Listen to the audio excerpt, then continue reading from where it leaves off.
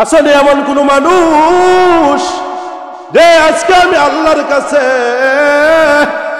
রিজিক তালাশ করবা, আমি আল্লাহ আজকে তোমাদেরকে বিনা হিসাবে রিজিক দান করব। এইভাবে আল্লাহ তাআলা ডাকতে থাকেন আর বলেন, আসনি আমার এমন কোন বান্দা আজকে তুমি হাজতের মধ্যে আছো, আমি আল্লাহ তোমার হাজত আজকে পূরণ কইরা দেব।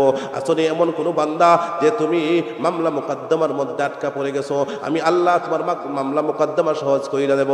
আল্লাহ এইভাবে স্তর বাই স্তর আল্লাহ তাআলা ডাকতে থাকেন। আল্লাহ তাআলা প্রত্যেক দিন শেষ রাত্রিতে শেষ আসমানের মধ্যে এসে আপনারা আমাকে ডাকেন, কিন্তু শবে বরাতের রাত্রিতে আমার আল্লাহ সূর্য পশ্চিম আকাশে হেলে যাওয়ার পরে অর্থাৎ সন্ধ্যার লগে লগেই আল্লাহ তাআলা শেষ আসমানের মধ্যে আসেন। আইসা আপনি আর আমাকে আল্লাহ তাআলা এইভাবে ডাকেন। ও বন্ধু, তাহলে বুঝেন, যদি আপনি আপনার মা বাবার কবরের সামনে গিয়ে যদি আপনি দাঁড়ান আর যদি দুইটা চোখের পানি ফালাইয়া আল্লাহ তাআলার কাছে যদি কাঁদতে পারেন, অবশ্যই আপনি কাঁদতে দেরি হবে, চোখের পানি জমিনে পড়তে দেরি হবে গো। আমার আল্লাহ কবরবাসীদের কবরের আযাব মাফ করতে দেরি করবেন না। 14 ফেব্রুয়ারি ভালোবাসা দিবস, মানে হলো বিশ্ব বেহায়া দিবস, বিশ্ব লুচ্ছামি দিবস যেটাকে বলে। এই 14 তারিখ অনেক মেয়েদের ইজ্জত নষ্ট হবে, অনেক মা বোনদের ইজ্জত নষ্ট হবে। আবার এই 14 তারিখ দিবাগত রাত্রিতেই পবিত্র শবে বরাত, যেই রাত্রিতে ভাই, যেহেতু প্রসঙ্গগত আয়েশা গেছে জন্য বলতেছি, এই শবে বরাতে আল্লাহর রাসূল সাল্লাল্লাহু আলাইহি ওয়াসাল্লাম বলেন, মানুষ আল্লাহ তাআলার কাছে যা চায় আল্লাহ তাআলা বিনা শর্তে ওই জিনিসগুলা কবুল করে নেন। যদি কোনো মানুষ তার মা বাবার কবরের সামনে গিয়ে দাঁড়ায় আর দাঁড়াইয়া যদি দুইটা ফুটা চোখের পানি ফালাইয়া আল্লাহ তাআলার কাছে কাঁদতে পারে, আল্লাহ তাআলার আরশ পর্যন্ত কাঁপুনি শুরু হয়ে যায়।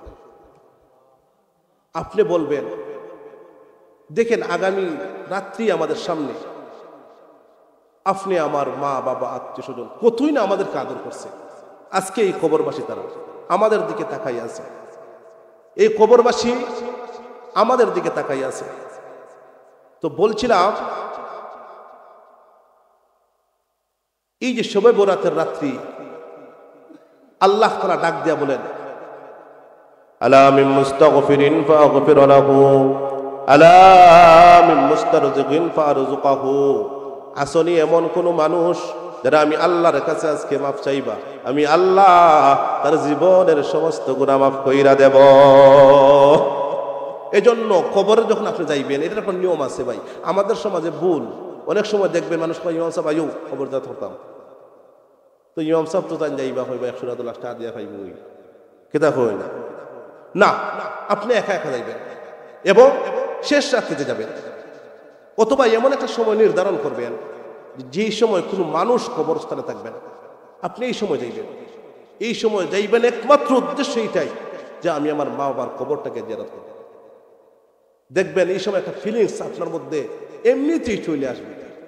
আর এই অবস্থায় যদি আপনি আপনার মা বাবা আত্মীয় স্বজনের কবরকে সামনে রেখে যদি আল্লাহ তাআলার কাছে কাঁদতে পারেন, চাইতে পারেন, আল্লাহর রাসূল সাল্লাল্লাহু আলাইহি ওয়াসাল্লাম বলেন, আল্লাহ তাআলা শবে বরাতের উসিলায় ওই কবরবাসীদের কবরের আযাব আল্লাহ তাআলা মাফ করে দেন। আফাহাসিবতুম আন্নামা খালাকনাকুম আবাসা।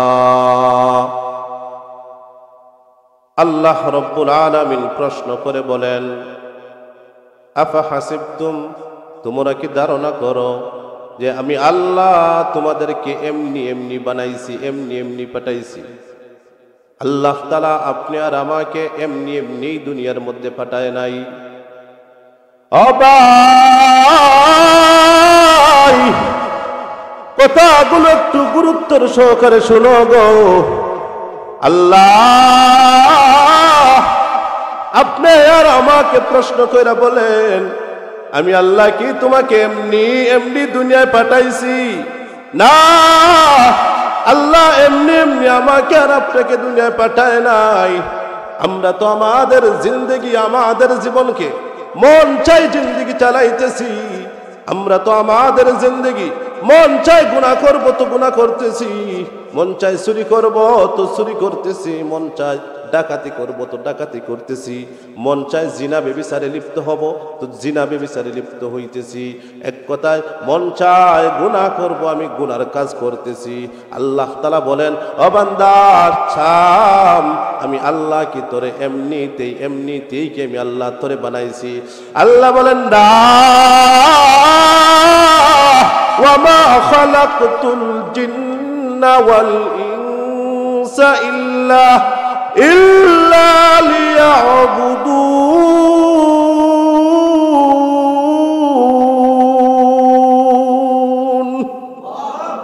আল্লাহ বলেন বান্দা আমি আল্লাহ তোরে এমনি দুনিয়ায় পাঠাই নাই, আমি আল্লাহ তোরে দুনিয়ায় পাঠাইছি আমি আল্লাহর ইবাদত করার জন্য।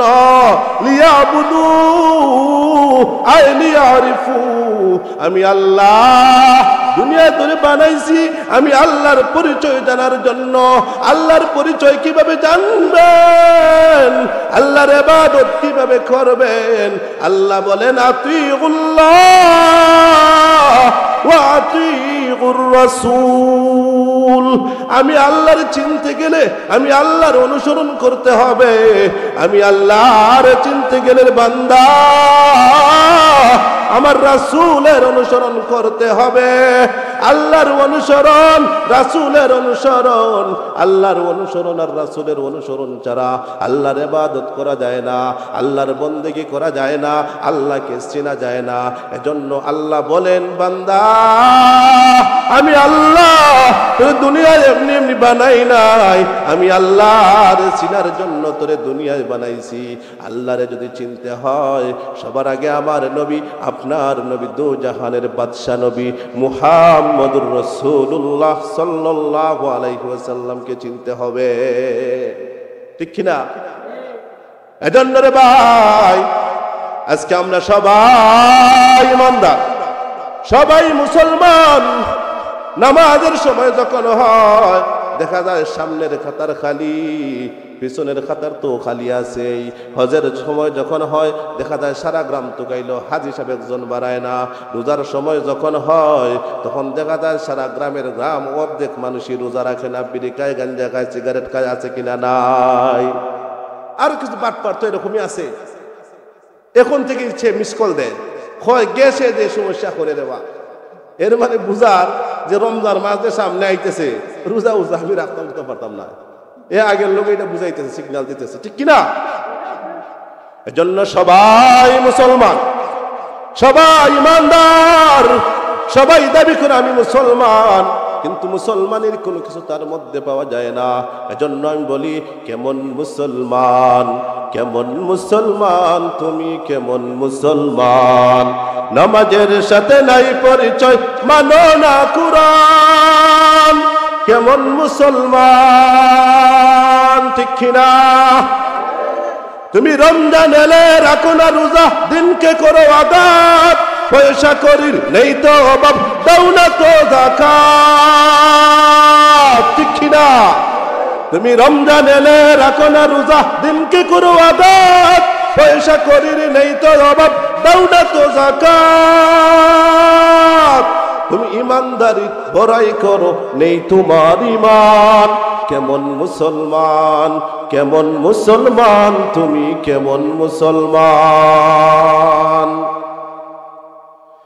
তুমি সুদের টাকায় প্রাসাদ করো, ঘুষ ছাড়ো না, জিন্দুকি না খেয়ে মরে খবর রাখো না। আসেনি? আসেনি? তুমি সুদের টাকায় প্রাসাদ করো, ঘুষ ছাড়ো না, জিন্দুকি না খেয়ে মরে খবর রাখো না। তুমি ঘুষের টাকায় বিচার করো, সাজিয়া প্রদান, কেমন মুসলমান? আসেনি এরকমের মুসলমান? সুদ খায় এমন হয় আপনারা এলাকার মধ্যে বিচার চলে না, না চলে? চলে। তুমি নবীর উম্মত দাবি করো, সুন্নাহ মানো না, নবীর অপমানে তোমার হৃদয় কাঁদে না, ঠিক না? আমরা সবাই নবীর উম্মত দাবি করি, নবীর মহব্বতে জুসনে জুলুস অনেক এলাকায় বাহির হয়, কিন্তু দেখা যায় মুসলমান প্রকৃত আশিকে রাসূল তো হলো তারা যারা তার নবীকে নিয়ে যখন বাজে মন্তব্য করা হয়, রাম বাম ইহুদি খ্রিস্টানরা যখন আপনি আমার কলিজার টুকরা নবী, মায়ের নবী, রহমত দু আলম নবীকে যখন নিয়ে কটূক্তি করে, ব্যঙ্গ করে, তখন আমরা কিছু মুসলমান নিজের গড়কে ছাড়িয়ে আমরা রাজপথে যাই। রাজপথে গিয়ে আমরা এটা বোঝাই, যদি গাম জড়াতে হয় গাম জড়াবো, যদি রক্ত দিতে হয় নবীর জন্য রক্ত দেব, যদি জীবন দিতে হয় সর্বশেষ নিজের জীবনটা দিয়ে হলেও নবীর মান ইজ্জত রক্ষা করব। এজন্য রে ভাই বলছিলাম, যদি আমার আল্লাহরে চিনতে হয়, আমার আল্লাহর ইবাদত বন্দেগী যদি করতে হয়, আগে আমার নবীকে চিনতে হবে, আমার নবীর ইতাআত করতে হবে, আমার নবীর অনুসরণ করতে হবে। এই কথাটাই আল্লাহ তাআলা আমার তেলাওয়াতকৃত আয়াতের মধ্যে বলেন। আল্লাহ বলেন, কুল ইন কুনতুম তুহিব্বুনাল্লাহ ফাত্তাবিউনি ইউহিব্বুকুমুল্লাহ ويغفر لكم ذنوبكم والله غفور رحيم।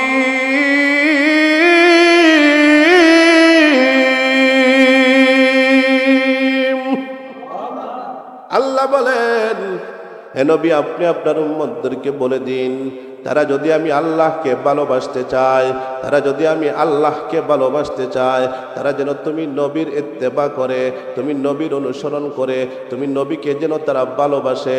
তাহলে হবেটা কি? আল্লাহ তাআলা বলেন, যেই ব্যক্তি আমার নবীর ভালোবাসা তার অন্তরে জায়গা দিবে, আমার নবীকে যেই ব্যক্তি ভালোবাসবে, ফায়দাটা কি হবে, লাভটা কি হবে? আমার আল্লাহ ডাক দিয়া বলেন, ওই সমস্ত বান্দাদেরকে আমি আল্লাহ দুইটা পুরস্কার দান করি। আমি আল্লাহ তাদেরকে দুইটা পুরস্কারে পুরস্কৃত করি। এক নম্বরের পুরস্কার হইল, আল্লাহ তাআলা বলেন, ইউহিব্বুকুমুল্লাহ। আল্লাহ বলেন, আমি ওই সমস্ত বান্দার বান্দীদেরকে ভালোবাসি। আল্লাহ তাআলা ভালোবাসেন। আল্লাহ বলেন, দুই নম্বর পুরস্কার কি?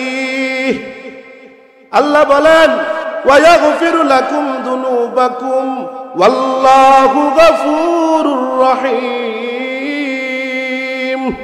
আমি আল্লাহ ওই সমস্ত বান্দা বান্দির জীবনের গুনাহ খাতা মাফ কইরা দে। বন্ধু, এজন্য আল্লাহ তাআলা বলেন, আমি আল্লাহকে চিনতে গেলে, আমি আল্লাহর ইবাদত বন্দেগী করতে গেলে শুরুতে আমার নবীর মোহব্বত তুমি আর আপনি আপনারা প্রত্যেকের অন্তরের মধ্যে থাকতে হবে। এই কথাটাই আল্লাহ তাআলা বলেন। কথা হইল, যদি নবীর মোহব্বত অন্তরের মধ্যে থাকে তখন আল্লাহ পাওয়া যায়, আল্লাহ চিনা যায়। আর নবীর মোহব্বত যদি অন্তরে থাকে না, আল্লাহ চিনা যায় না, আল্লাহ পাওয়া যায় না।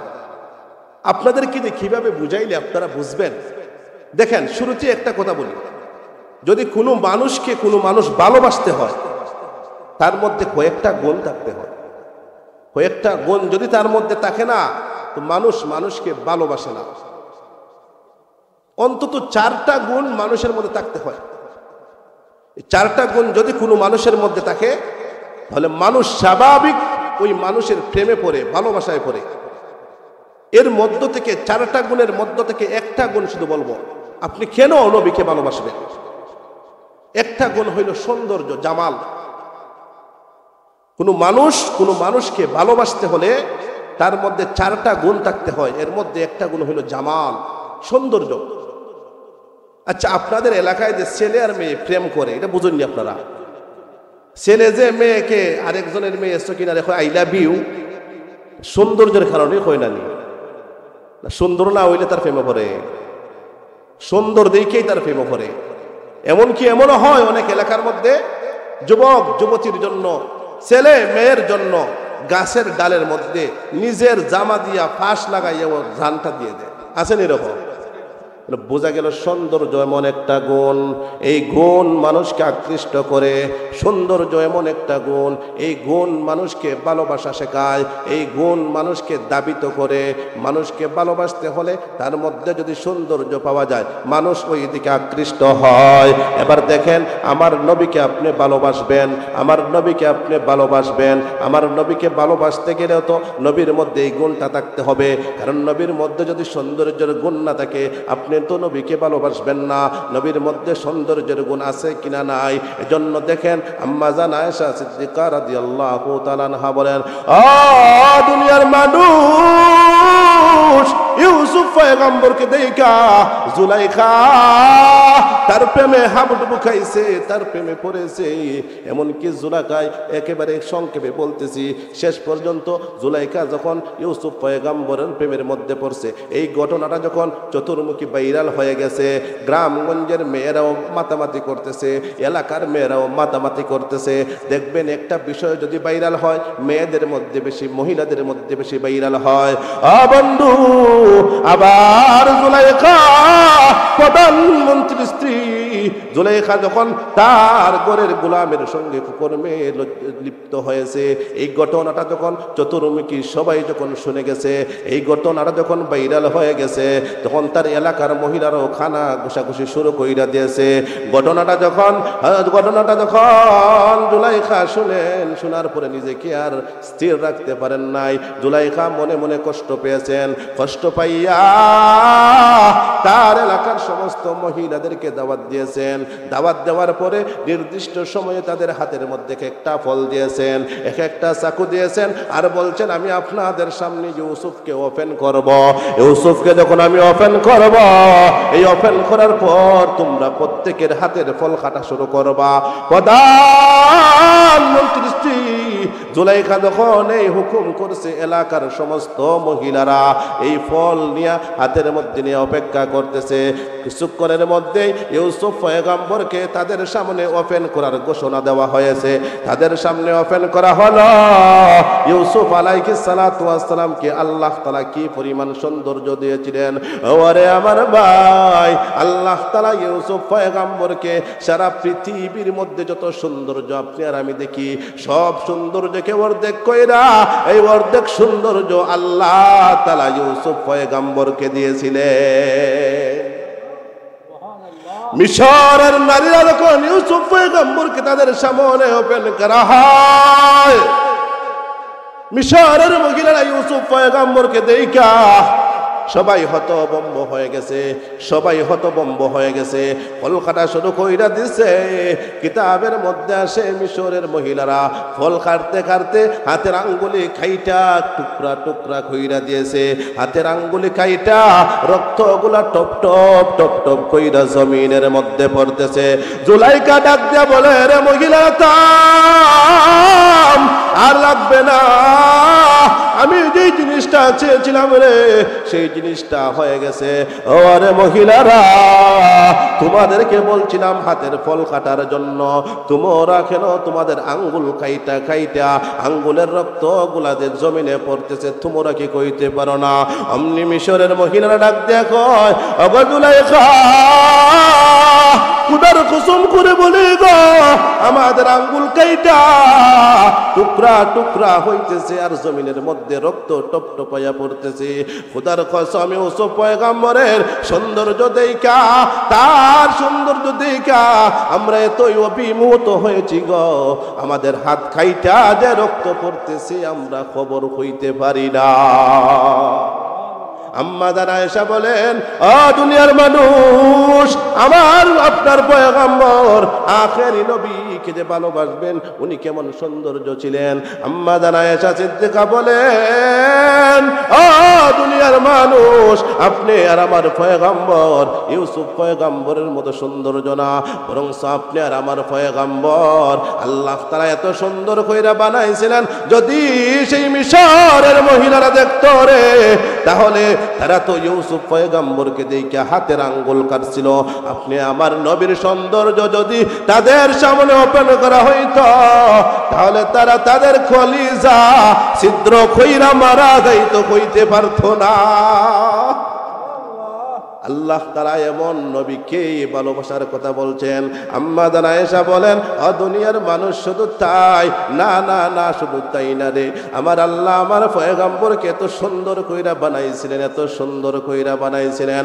আম্মা জান আয়েশা বলেন, দুনিয়ার মানুষ ভালো কইরা শুনো রে, আমার আল্লাহ আপনার আমার নবীকে এত সুন্দর কইরা বানাইছিলেন, এত সুন্দর কইরা বানাইছিলেন। আম্মা জান আয়েশা বলেন, আল্লাহ দুনিয়ার মানুষ, সারা দুনিয়ার মানুষের একটা সূর্য আছে, তোমাদের সূর্য প্রত্যেক দিন পূর্ব আকাশে ওঠে আর পশ্চিম আকাশে গিয়ে হেলে যায়, কিন্তু আমারও একটা সূর্য আছে রে, আমার সূর্যটা প্রত্যেক দিন এশার নামাজের পর আমার হুজরায় উদিত হয়। আম্মা জান আয়েশা বলেন, দুনিয়ার মানুষ, আল্লাহ তাআলা আপনার আমার পয়গম্বর দিনের নবী বিশ্ব নবীকে কেমন সুন্দর কইরা বানাইছিলেন। আম্মা জান আয়েশা বলেন, একদিন আমার হাত থেকে আমার সুইটা আমার হুজরার মধ্যে পড়ে গেছে, আমার সুই টুকাইতে আমার অনেক সময় নষ্ট হয়েছে, কিন্তু আমি সুই পাই নাই। সর্বশেষ যখন এশারের নামাজের পর দিনের নবী মসজিদে নববীতে নামাজ শেষ কইরা যখন আমার হুজরায় গিয়া ঢুকলেন, আমার হুজরায় ঢোকার সময় আমি নবীজিকে বললাম, দরওয়াজার সামনে একটু সময় অপেক্ষা করুন। যেই মাত্র আমার নবী অপেক্ষা করছেন, আমার নবীর চেহারার সৌন্দর্য এত সৌন্দর্য ছিল, এত সৌন্দর্য ছিল, আমার নবীর চেহারার সৌন্দর্যে আমার সারাটা ঘর আলোকিত হয়ে গিয়েছে। শুধু আমার ঘর আলোকিত হয়, শুধু তাই না, আমার নবীকে বললাম, আমার হাত থেকে একটা সুই হারিয়েছে, আমার ওই সুইটা খুঁজা বাহির করতে হবে। খোদার কসম কইরা বলি রে, আমার একটু কষ্ট হয় না এই নবীর চেহারার আলোতে আমার হারানো সুইটা আমি সুন্দর মতো তুললাম। শুধু তাই না, আপনি আমার এলাকার মা বোনেরা দেখবেন অনেক সময় খাতা সেলাই করে, অনেক সময় বিছনা চাদরে ফুল তুলে তো দেখবেন সুইয়ের না দিয়া ছিদ্র দিয়া ওনারা সুতা ঢুকায়। অনেক সময় দিন আলোকিত, দিন ফকফকা, এরপরও সুতা সুন্দর মতো ঢুকাইতে পারে না। আরেকজনকে ডাইকা বলে, আমার সুইয়ের না দিয়া আমার ফুতাটা ঢুকাইয়া দেও হয়নি। আম্মা জান আয়েশা বলেন, আপনি আর আমার নবীকে আল্লাহ এত সৌন্দর্য দিয়েছিলেন, আমি আমার সুই তোলার পর নবীজিকে বললাম, গো নবীজি, আমি আমার এই সুইয়ের না দিয়া, সুইয়ের গুড়া দিয়া আমি এই যে সুতাটা আমি ঢোকাতে হবে, আমি অনায়াসে কোনো কষ্ট ছাড়া নবীর চেহারার সৌন্দর্যের কারণে, নবীর চেহারার সৌন্দর্যে আমার রুমে তো আলোকিত হয়েছে, এই আলোর কারণে আমি কষ্ট ছাড়া বিনা কষ্টে সুইয়ের ছিদ্র দিয়া আমি সুতা খুব কষ্ট ছাড়া ঢুকাইয়া ফেললাম। আল্লাহু আকবার, কি সুন্দর বানাইয়া আল্লাহ তাআলা আপনার আমার পয়গম্বরকে আল্লাহ তাআলা দুনিয়ায় পাঠাইছেন। এই সৌন্দর্যের ওয়াজ করলে অনেক লম্বা ওয়াজ হয়ে যাবে, আমি এত লম্বা টাইম আপনাদেরকেও বিরক্ত করব না। তো বুঝেন, নবীকে ভালোবাসতে হলে বলছিলাম একটা গুণ লাগবে, সৌন্দর্য থাকতে হবে। তো আল্লাহ তাআলা আপনার আমার পয়গম্বরকে আল্লাহ তাআলা এত সৌন্দর্য দান করছিলেন, যেই সৌন্দর্য আল্লাহ তাআলা দুনিয়ার মধ্যে আর কোনো জিনিসকে আল্লাহ তাআলা দান করে নাই। এই নবীকে ভালোবাসার কথা আল্লাহ তাআলা বলছেন, এই নবীকে ভালোবাসার কথা পাইলাম। এই প্রথম যে গুণ সৌন্দর্য, এই সৌন্দর্যটা আল্লাহ তাআলা আপনার আমার পয়গম্বরের মধ্যে আল্লাহ তাআলা দিয়েছিলেন। এই গুণটা আল্লাহ তাআলা আপনার আমার নবীর মধ্যে আল্লাহ তাআলা দিয়েছিলেন। এই নবীকে ভালোবাসার কথা আল্লাহ তাআলা বলছেন। আল্লাহ বলেন, কুল ইন কুনতুম তুহিব্বুনাল্লাহা ফাত্তাবিউনি ইউহিব্বুকুমুল্লাহ ওয়া ইয়াগফির লাকুম যুনুবাকুম ওয়াল্লাহু গফুরুর রহিম। ও দুনিয়ার মানুষ, আমি আল্লাহর ভালোবাসা যদি পেতে চাও, আমি আল্লাহর ভালোবাসা যদি পেতে চাও, আমি আল্লাহকে যদি ভালোবাসতে চাও, তাহলে আমার নবীর অনুসরণ করো, নবী শেষ পয়গম্বরের ইত্তেবা করো। করলে কি হবে? এক নম্বরে আমি আল্লাহ তোমাদেরকে ভালোবাসবো, দুই নম্বরে আমি আল্লাহ তোমাদের জীবনের সমস্ত গুনাহ খাতা মাফ কইরা দেব। আর একটু জোরে বলেন সুবহানাল্লাহ। ও ভাই, সুবহানাল্লাহ বললে তো আপনার আমার কোনো ক্ষতি হইতো না। কারণ সুবহানাল্লাহ বললে ফায়দাটা কি, সুবহানাল্লাহ বললে লাভটা কি, আল্লাহু আকবার বললে লাভটা কি, আলহামদুলিল্লাহ বললে লাভটা কি। আপনি আমার দিনের নবী বিশ্ব নবী মুহাম্মদুর রাসূলুল্লাহ সাল্লাল্লাহু আলাইহি ওয়াসাল্লাম বলেন, দুনিয়ার মধ্যে হায়াতের জিন্দেগিতে যদি আমার কোন উম্মত সুবহানাল্লাহ আলহামদুলিল্লাহ আল্লাহু আকবার এই তাসবিহগুলো যদি পড়ে, এই তাসবিহগুলো যদি জবান দিয়ে উচ্চারণ করে, তাহলে উচ্চারণ করতে দেরি হবে, আমার আল্লাহ তার নামে জান্নাতে একটা গাছ লাগাইতে দেরি করবেন না। এই যে বলছেন সুবহানাল্লাহ, আল্লাহ একটা গাছ লাগাইছে। যতবার সুবহানাল্লাহ বলবেন ততবার আল্লাহ তাআলা আপনার আমার নামে জান্নাত থেকে একটা গাছ আল্লাহ তাআলা লাগাইয়া রাখবেন। এজন্য সুবহানাল্লাহ আলহামদুলিল্লাহ এই সময়গুলা, এই পয়েন্টগুলা আইলে নিজেকে গনিমত মনে করা, নিজের সৌভাগ্য মনে করা যে আমি যে একবার সুবহানাল্লাহ বলতে পারলাম, আমি যে একবার আলহামদুলিল্লাহ বলতে পারলাম। তো বলছিলাম নবীজির ভালোবাসা। আল্লাহর রাসূল সাল্লাল্লাহু আলাইহি ওয়াসাল্লাম নিজে বলেন, লা ইউমিনু আহাদুকুম হাত্তা আকুনা হাব্বা ইলাইহি মিন ওয়ালিদিহি ওয়া ওয়ালাদিহি ওয়ান নাসি আজমাইন। নবীজি বলেন, একজন মানুষ ততক্ষণ পর্যন্ত খাঁটি ইমানদার হতে পারে না, প্রকৃত মুমিন হতে পারে না, যতক্ষণ পর্যন্ত তার অন্তরে, তার দিলে নবীর ভালোবাসা তার নিজের জানের চেয়ে এবং তার মা বাবা আত্মীয় স্বজন ছেলে মেয়ে দুনিয়ায় যা আছে সবগুলা থেকে যতক্ষণ পর্যন্ত তার কাছে নবীর ভালোবাসা বেশি না হবে, ততক্ষণ পর্যন্ত একটা মানুষ খাঁটি মুসলমান হইতে পারে না। এজন্য নবীর মহব্বত, নবীর ভালোবাসা, নবীর ভালোবাসা যদি অন্তরের মধ্যে থাকে, ফায়দা কি? আল্লাহ তাআলা বলছেন যে তোমাদের জীবনের গুনাহ আমি আল্লাহ তাআলা মাফ করব, আর তোমাদেরকে আমি আল্লাহ তাআলা নিজে তোমাদেরকে আমি আল্লাহ ভালোবাসবো। আর আরেকটা ফায়দা হলো, আল্লাহর নবী বলেন, যাদের অন্তরে আমি নবীর মহব্বত থাকবে, আমার ইতাআত, আমার অনুসরণ থাকবে, কাল হাসরের মাঠে আমি রাসূল তাকে হাতে দইরা দইরা তাকে জান্নাতুল ফিরদাউসে নিয়ে লইয়া গিয়ে ঢুকবো। তাহলে নবীর মহব্বত আমরা অন্তর থাকার দরকার আসেনি? আসেনি বা আছে?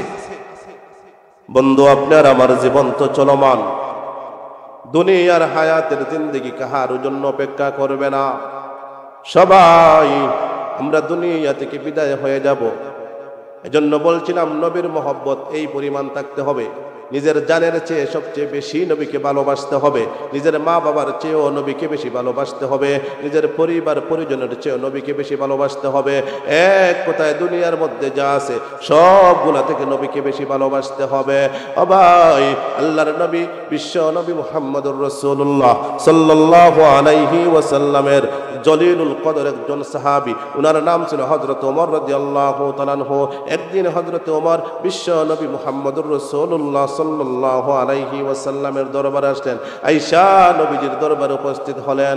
আর নবীজি বললেন, ওমর তুমি আমাকে কি পরিমাণ ভালোবাসো? হযরত ওমর বলেন, নবী গো, আমার জান সারা দুনিয়ার সব থেকে বেশি আমি তোমাকে ভালোবাসি। আল্লাহর নবী বলেন, রে ওমর, এখনো তুমি প্রকৃত মুসলমান হইতে পারো না, যতক্ষণ পর্যন্ত তুমি ওমর তোমার জানের চাইতো আমি নবীকে বেশি ভালো না বাসবে, ততক্ষণ পর্যন্ত খাঁটি মুমিন হইতে পারবে না। হযরত ওমর পরক্ষণে ডাক দিয়া বলেন, ইয়া রাসূলুল্লাহ, ইয়া হাবিবাল্লাহ, ও নবীজি, আমি ওমর সাক্ষ্য দিলাম গো, আমি আমার জানের চাইতো তুমি নবীকে বেশি ভালোবাসি। নবী বলেন, ও ওমর, তাহলে এখন তুমি খাঁটি মুমিন, এখন তুমি খাঁটি ইমানদার। ও বন্ধু, বলছিলাম নিজের জানের চেয়ে নবীকে বেশি ভালোবাসতে হবে, মা বাবা আত্মীয় স্বজন দুনিয়ার যা আছে সবগুলা থেকে নবীকে বেশি ভালোবাসতে হবে। নবীজির একজন সাহাবী, ছোট্ট সাহাবী, ওনার নাম ছিল তলহা রাদিয়াল্লাহু তাআলা আনহু। এই তলহা রাদিয়াল্লাহু তাআলা আনহু ছোট্ট মানুষ, বাবার আঙ্গুল দইরা দইরা রাস্তা দিয়ে হাঁটতেছেন। সর্দারপুরের অনেক মা বাবাও দেখবেন ছোট্ট বাচ্চা, ছোট্ট ছেলেকে আঙ্গুলে দৌড়াইয়া দৌড়াইয়া রাস্তা দিয়া হাঁটেন কি হাঁটেন না আপনারা? হাঁটেন। মায়া কইরা কদর কইরা ভালোবাসা রাস্তা দিয়া আঙ্গুল দইরা দইরা নিয়া নিয়া নিয়ে আপনারা হাঁটেন। এইভাবে তলহা রাদিয়াল্লাহু তাআলা আনহুর বাবা একদিন তলহা রাদিয়াল্লাহু তাআলা আনহুকে আঙ্গুলের মধ্যে দইরা দইরা রাস্তা দিয়া উনি কোথাও হাইটা হাইটা যাইতেছেন। হঠাৎ দিনের নবী বিশ্ব নবী মুহাম্মদুর রাসূলুল্লাহ সাল্লাল্লাহু আলাইহি ওয়াসাল্লামের সাথে সাক্ষাৎ। অমনি তলহা মুহূর্তের ভিতরে বাবার আঙ্গুল ছাড়িয়া আমার নবী বিশ্ব নবীর আঙ্গুলের মধ্যে গিয়া দইরা পালাইছে। আল্লাহর নবী ডাক দেয়া বলেন, তলহা আগে তো তোমার বাবার আঙ্গুলে তুমি ছিলা, আগে তো তোমার বাবার আঙ্গুলে দইরা দইরা তুমি রাস্তা দিয়ে হাঁটছিলা। এই কিছুক্ষণের মধ্যে আমি নবীকে দেখার পরে কেন তুমি তোমার বাবার আঙ্গুল চাইরা আমি নবীর আঙ্গুলের মধ্যে ধরলা? অমনি ডাক দিয়া বলে তলহা, ইয়া রাসূলুল্লাহ ইয়া হাবিবাল্লাহ, ও গো নবীজি, আমি আমার নিজের চেয়ে, আমি আমার বাবার চেয়ে, আত্মীয় স্বজনের চেয়ে, এক কথায় দুনিয়ার মধ্যে যা আছে সব থেকে বেশি তুমি নবীকে ভালোবাসি। তালহা রাদিয়াল্লাহু তাআলা আনহু যখন এই কথা বলেন, আল্লাহর নবী বিশ্ব নবী মুহাম্মদুর রাসূলুল্লাহ সাল্লাল্লাহু আলাইহি ওয়াসাল্লাম বলেন, ওরে তালহা যদি তাই হয়, ওরে তালহা যদি তাই হয়, তাহলে এখন পরীক্ষা হবে। তালহা তুমি আমি নবীকেই বেশি ভালোবাসো না তোমার বাবাকে বেশি ভালোবাসো? একটা পরীক্ষা কিন্তু হয়ে যেতে হবে।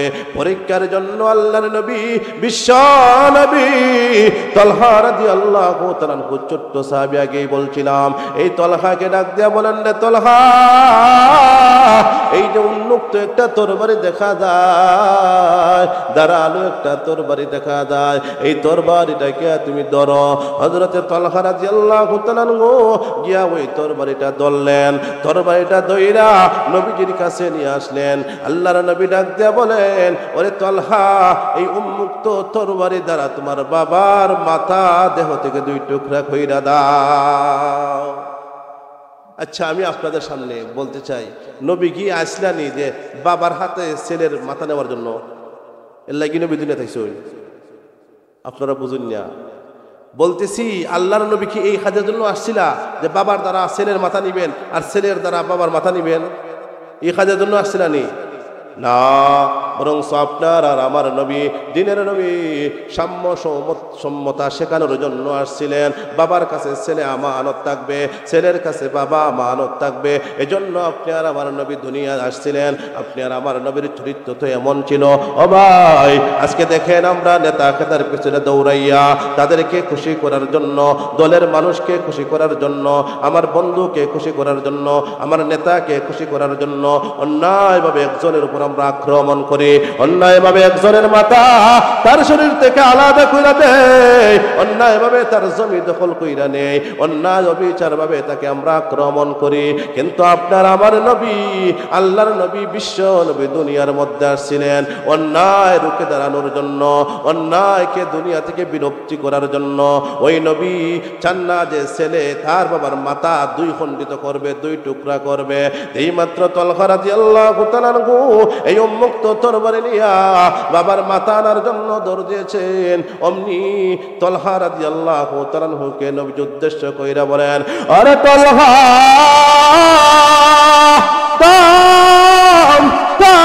আমার দ্বারা আর যাইবি না, আর একটা পাও সামনের দিকে আগাবি না রে। আমি চাই না তুমি তলহা তোমার বাবার মাথা আনো। আমি নবী যা চেয়েছিলাম তা আমি নবী পেয়ে গেছি। আমি নবী যা পরীক্ষা করেছিলাম সেই পরীক্ষায় তুমি তলহা পাস করে ফেলছো।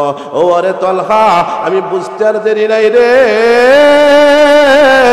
তুমি যে তোমার বাবার চেয়ে আমি নবীরে বেশি ভালোবাসো। আল্লাহর নবী, বিশ্ব নবী মুহাম্মদুর রাসূলুল্লাহ সাল্লাল্লাহু আলাইহি ওয়াসাল্লাম বাড়িতে চলে গেলেন। তলহা তার বাড়িতে আসলেন। কিছুদিন পর তলহা রাদিয়াল্লাহু তাআলা অসুস্থ হয়ে গেলেন, অসুস্থ হয়ে গেলেন।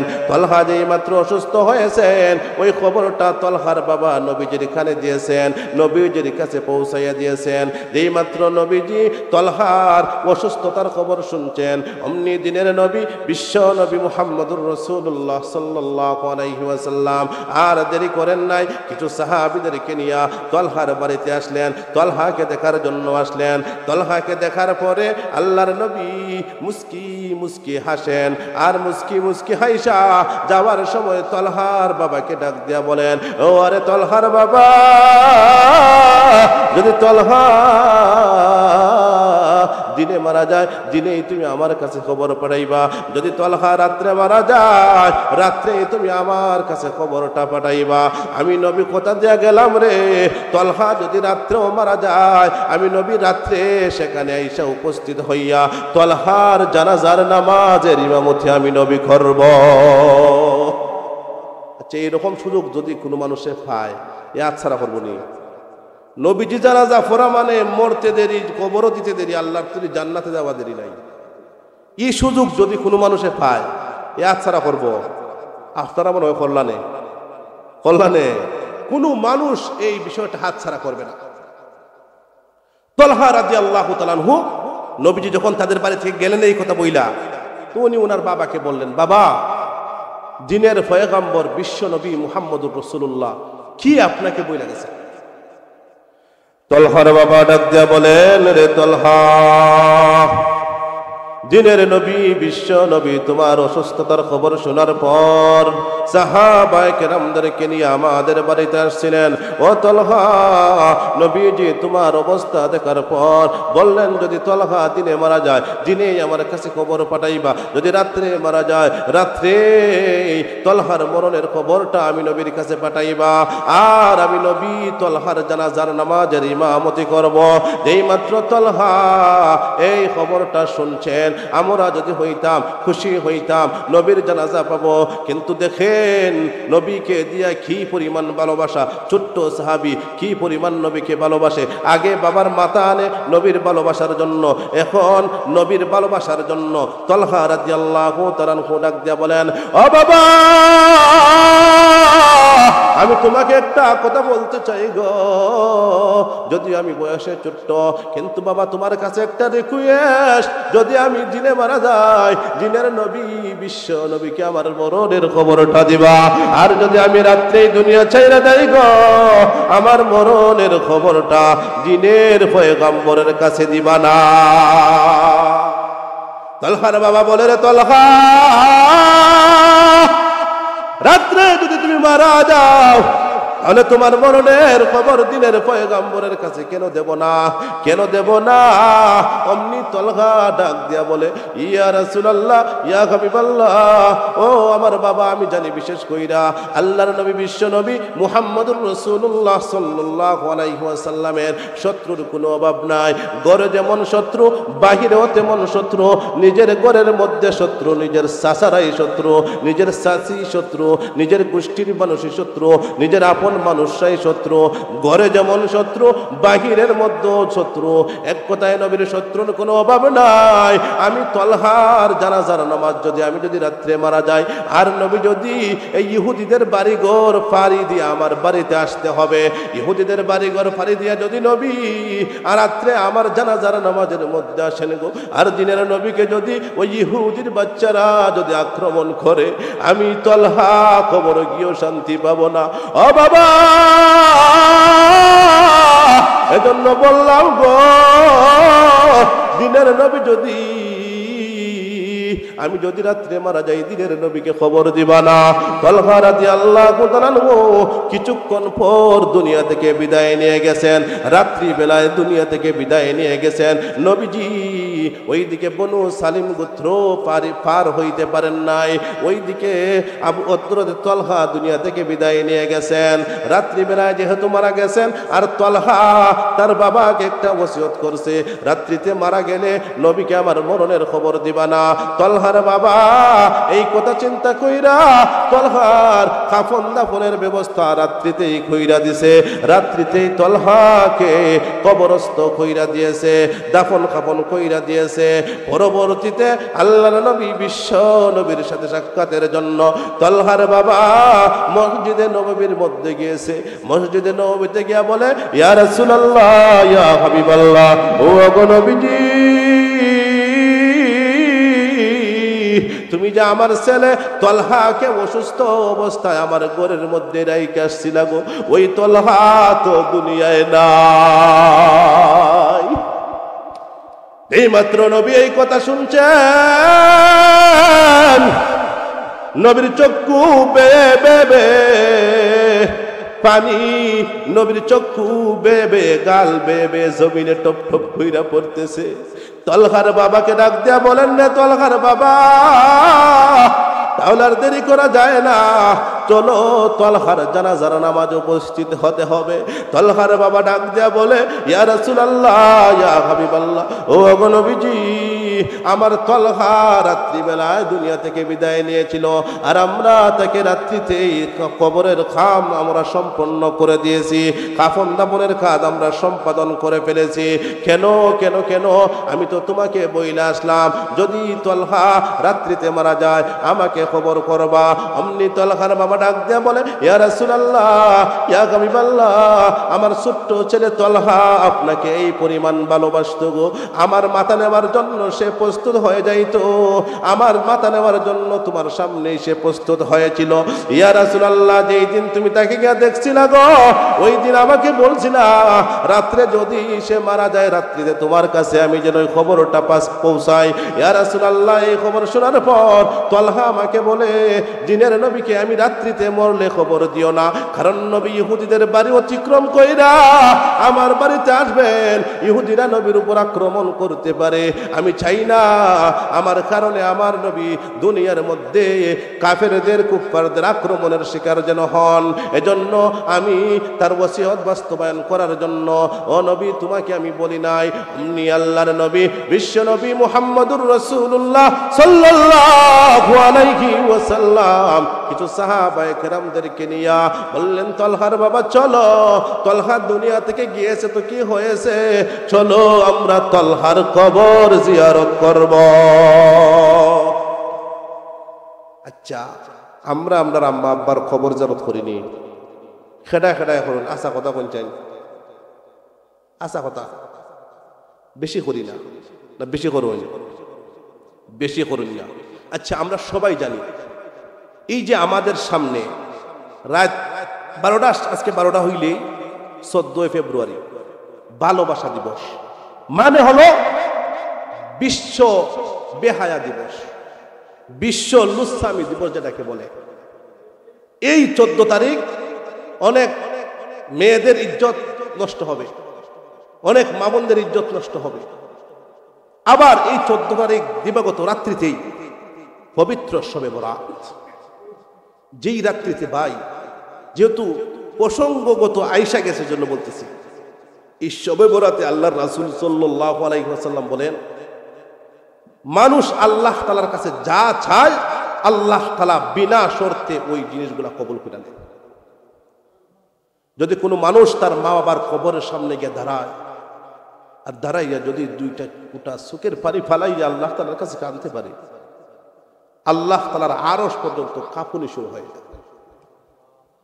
আপনি বলবেন, দেখেন আগামী রাত্রি আমাদের সামনে, আপনি আমার মা বাবা আত্মীয় স্বজন কতই না আমাদেরকে আদর করছে, আজকে এই কবরবাসী তারা আমাদের দিকে তাকাই আছে, এই কবরবাসী আমাদের দিকে তাকাই আছে। তো বলছিলাম,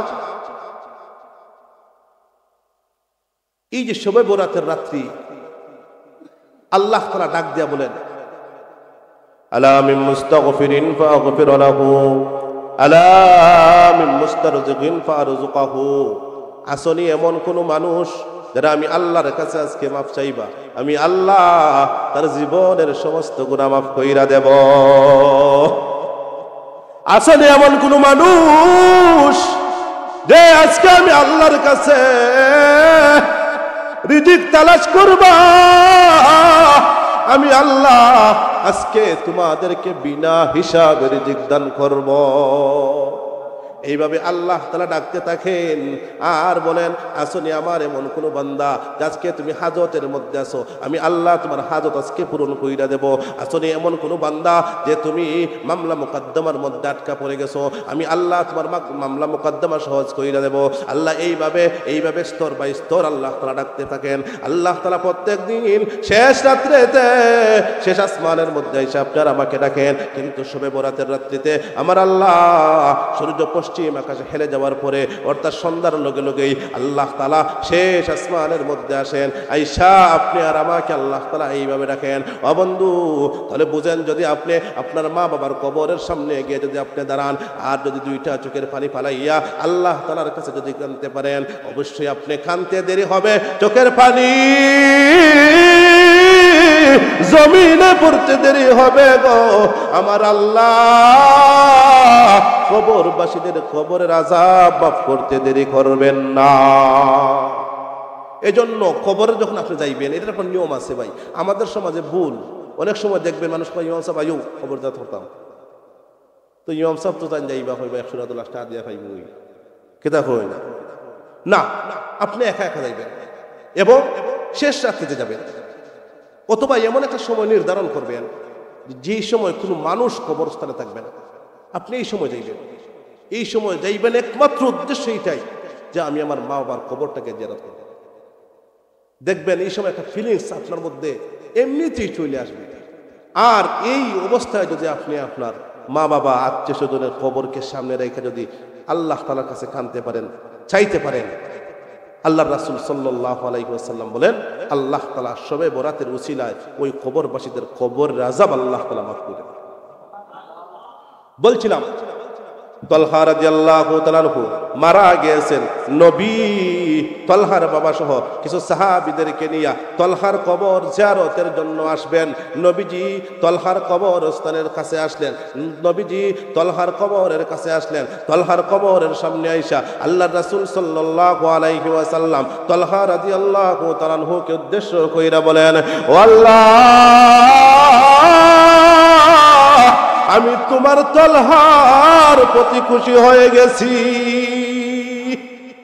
আল্লাহ, আমি তোমার তালহার প্রতি খুশি হয়ে গেছি।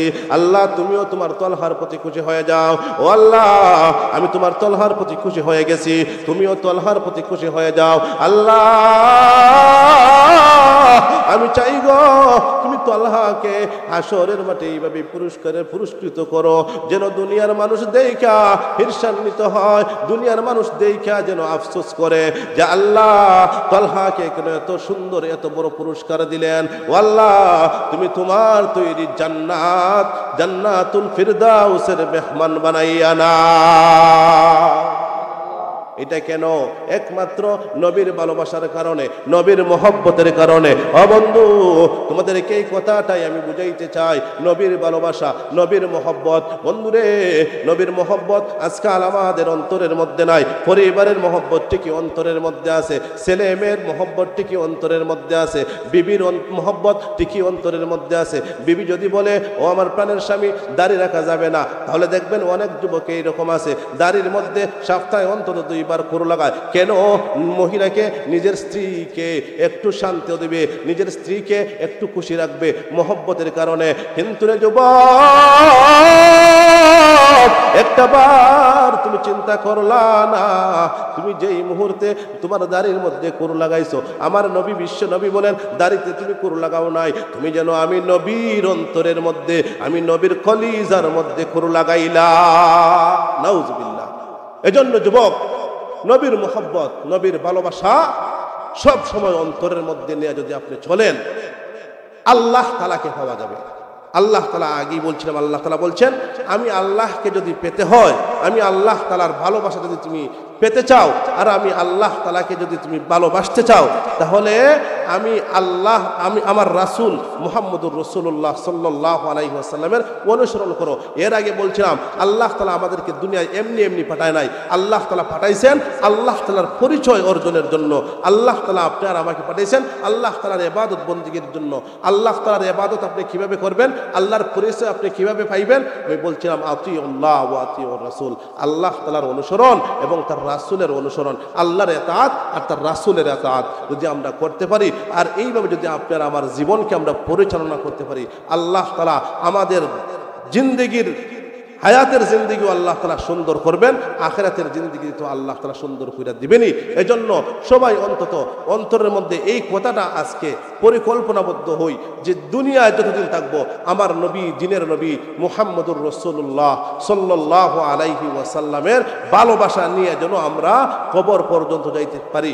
সর্বশেষ যে কথাটা আপনাদেরকে বলতে চাই, এই যে এই মাদ্রাসার মধ্যে আমরা বসে আছি, এটা হলো নবীর বাগান, নবীর বাগান। আর আমরা তো আগে এত সময় আমরা আলোচনা শুনছিলাম নবীর মোহব্বত, নবীর ভালোবাসা। তো এই যে মাদ্রাসা আছে ভাই, এই মাদ্রাসাকে যদি আপনি মন দিয়া ভালোবাসেন, অন্তর দিয়ে যদি ভালোবাসেন, নবীকে ভালোবাসা হবে। আল্লাহ তাআলা যেন আমাদেরকে মরণ পর্যন্ত এই মাদ্রাসার সাথে সম্পর্ক রাইখে আমরা মরতে পারি। আল্লাহ তাআলা আমি সহ আপনাদের সবাইকে আল্লাহ তাআলা তৌফিক দান করুক। সকলেই বলি আমিন। ওয়া আখিরু দাওয়ানা আলহামদুলিল্লাহি রাব্বিল আলামিন।